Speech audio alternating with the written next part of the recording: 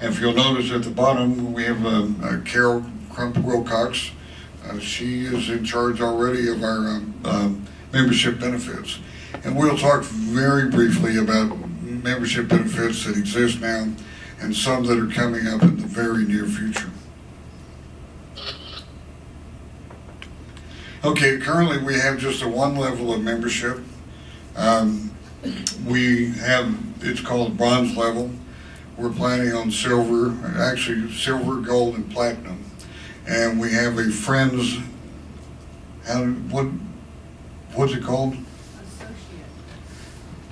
Okay, well, associate membership, which is for people who are not currently escorts, but who want to be. But then we were also talking about vendors, people who believe in what we want to do. Maybe they want to have a relationship with us, a business relationship or some kind of professional relationship. As we progress and grow larger, we're going to be developing those. Current benefits, we have patches on order. One of my great panic moments after when Steve died, was running around trying to figure out, where things were. And I talked to the guy that was doing the patches, and he said, well, it's going to be March 15th. And I'm thinking, we really need these patches right away. And so I was kind of panicked about it. Anyway, the patches will be start going out to members around the 15th or a little bit later, but as soon as they get in, we'll be sending those out.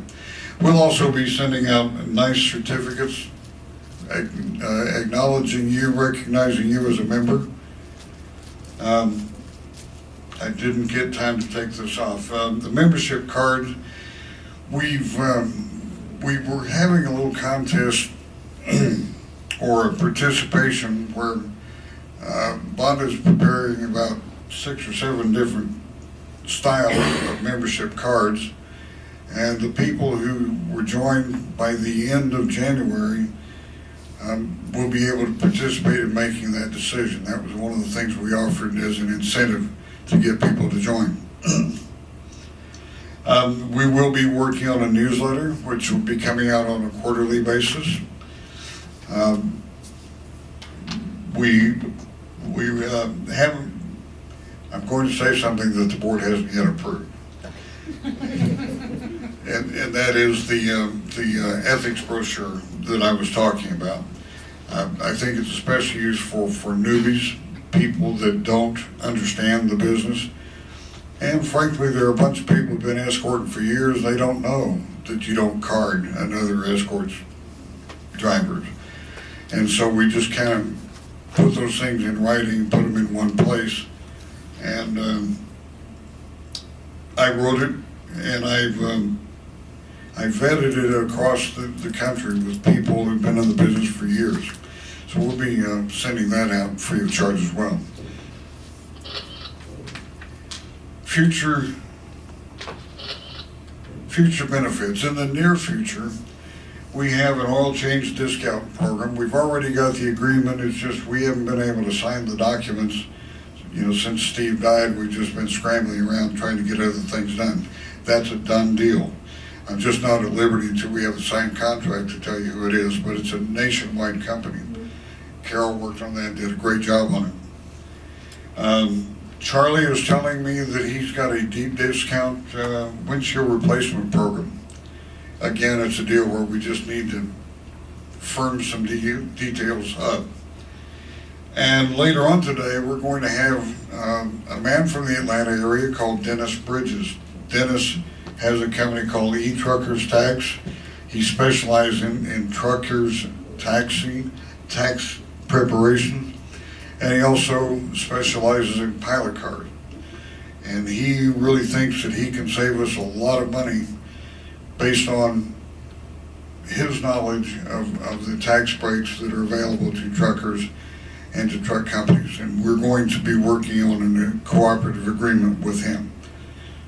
And all of those are almost done deals, but I can't tell you right now that we have a signature on the paper. In the midterm, 4 to 6 months away, we are working with a company that is offering us, among other things, a fleet fuel discount. I frankly don't have any details on it, but it's something that we are actively involved with. I think that this could wind up being a great benefit because one of our greatest expenses is fuel costs. So that's basically the future benefits. If you get a chance, talk to us and tell us what you think you would like to see as far as benefits. But here's the reality. These people are willing to deal with us if we're large enough for it to be valuable to them. It's a trade-off. They're going to be willing to offer us good deals, discounted deals for things that will help us, but we have to bring to them something that's of value to them. More members is one of those things.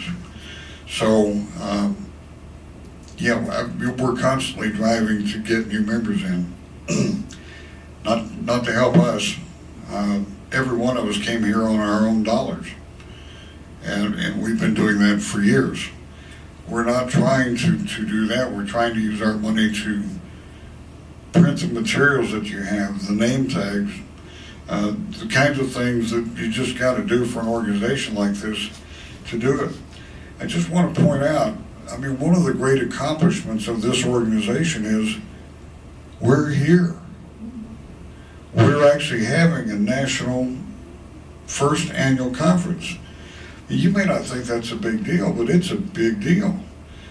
I've been going to these Washoe conferences all around the country for a couple of years. People recognize us now. They know who we are. They know that we're serious about doing good things for the industry. Because when we do good things for our industry, we're doing good things for the motoring public and for the safety of the loads. So I just happen to think that that's one of the great benefits, or great accomplishments of this organization. And so I would urge you, if you haven't joined already, I would invite you to join and bring your friends. So what are your questions? Sir, did you have a question? No, but I'll give you one. Okay. You're not promoting anything north of the border. We're both Canadians. So you see you have your organization here, but you don't seem to want to expand north of the border, where we tend to make a little bit more money than you. It's not a matter of wanting to, just frankly hadn't come up. We would love to be able to work with you and partner up. Let's represent the whole continent. The more people we have speaking for our industry, the better off we're going to be. So, we'd be very interested in that. Well, we get a lot of misconceptions about Canadian piloting compared to here. Because you got to remember now, Canada has no certifications. Right. But at these pilot cars, we have 15 pilot cars, and we all are certified, Utah and New York certified. But nobody in Canada does that. Right. There's a lot of misconceptions. I think a lot of it would be whether you recognize the need for change here in the States, which I think we can all agree, and that's why we're sitting here right now. I think there's some changes we're making up there, but we can't make them from a government level. We make them more on a pilot car level. Like right now, I have 6 OPP officers, so you call them state troopers, that work for me full time now. So it's more of getting the quality of pilot car, getting so that we see some, like I go into New York and there's vehicles there that I wouldn't drive out of the lot, let alone, and that's what I'd love to see changes, is start to look at all the equipment we run, or most of them are all 08s or higher. Like, because there's a lot of places we go, and we're up northern Ontario, northern Quebec, northern Alberta, some of the vehicles you couldn't go up there. I So, go could to cost you your sales in life. Canada, and anybody that's not running the truck gets pulled in. Yeah, they and now they'll take a to scale if you don't have the proper, they'll do a safety check on your truck now. We have certain scales that are doing that. But also, one thing you should be aware of, now there's certain provinces or scale crossers, border crossings, that will not allow an American escort to escort a Canadian truck. That has to do with the North American Free Trade Agreement. That's- Well, it has nothing to do with free trade, sir, but what it is that they're saying you can't, I can't take a load within the United States. I can take a load from the United States to Canada. You But can with a and I can bring Canadian one truck. from Canada here. You can with a Canadian truck. You could. I can bring one from Canada to here. You could take one out of the United States as long as you're with a Canadian truck. I cannot enter Canada That's with a right. Canadian truck, but I could enter Canada with The a US US. truck. Yep, It that's has to correct. do with the North American Free Trade Agreement. It's in there Well, somewhere. we talked with immigration, we were asking that, and it's not, it's more of immigration, because I seen some things on the pilot cars that were saying it's under the NEFTA, and it's not. Mhm. Like that's what they're not putting it under, they're putting it under immigration. Mhm. But whether it is or not, it is, like, I don't think that's fair. What they're trying to do, we have a lot of Canadians that'll use the Americans to come into Canada because it's cheaper. Mhm. You guys work a lot less than we do. Mhm. So, and like taxes or maybe something's a little different, but right now, I think you guys should be allowed to. But I'd like to see my promotion is better equipment. Guys running. A lot of guys put an amber light on their truck and now they're pilot cars. You know, they're not certified, they know nothing. And then like they said to me, oh, I can get so-and-so in New York for $1.05 a mile. I said, yeah, you're comparing apples to pears. So like we spend the money, we run 2 million public, 2 million general insurance. And most of us all run newer equipment. Well, maybe in the same token because we want more money. But there's some things, I don't know how some of the American pilot cars make them. Me, I was a commercial driver for 47 years. I hauled oversized. So, and now in the last 8 years, I've been doing pilot and have my own business doing it. But there's a lot of changes we can make, not just south of the border, but north of the border. Right. Well, let's talk. We may have to change the name of the association to the International Pilot Cars Association, but I'm very open to that. Are there any other questions? I would just like to make a statement. I'm glad you guys are here. I do run part of Canada. I have made special signs to be able to go in Alberta. So I would be interested in talking with you because I feel we get stopped at the border being able to go in because our rates aren't as high and the Canadians don't want us taking their work, is what we've been told. No, that's it. We don't care. The only thing that upsets us, it upsets me anyway, that you can come in and work cheaper than I do. Right. And you're paying the same for gas up there that I am. Right. And now we're talking a light box is over $1,000. And some of the Americans have a misconception on the sign that goes in the light box. In Alberta, you have to have a permit to run an oversized load sign in a light box, which is $5 a year. So now they've gone up because you need the money. Because now our money's less than yours. Well, you and I can talk about, because I'd love to talk to you about this. Anytime. I don't want to take away from Elton, but I just wanted to mention that I would like to talk to you. There is more information that I'd like to get, so we can maybe work together on. Well, we're here for 4 days. Okay. So. Okay. Thank you. What other questions do you have? Okay, I don't see anybody raising their hand. Next up is going to be our board member, Peter Lynch.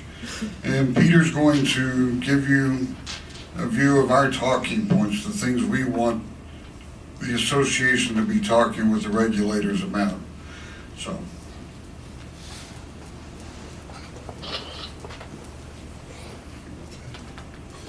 Yeah, I'm gonna move that up. And then we're, Just press escape.